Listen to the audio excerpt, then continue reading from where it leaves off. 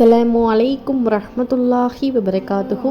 Rubbish ரஹ்லி சத்ரி வ யஸ்ஸிர்லி அம்ரி வஹ்லுல் உக்ததம் மின் லிசானி யஃப்கஹு கௌலி. வெல்கம் டு மை ரமேஷ் பியூ சேனல்.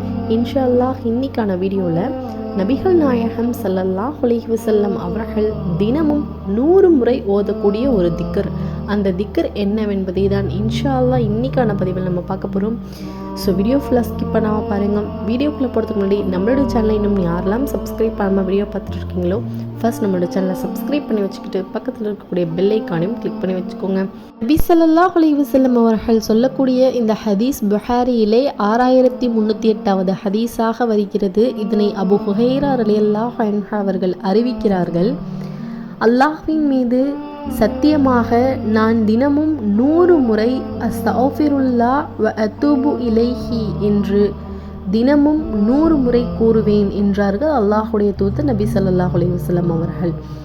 இந்த துஆவினுடைய பொருள் அல்லாஹ் தாலாவிடம் பாவ மன்னிப்பு கோரி அவனிடமே மீளுகிறேன் என்பது இதனுடைய பொருளாகும்.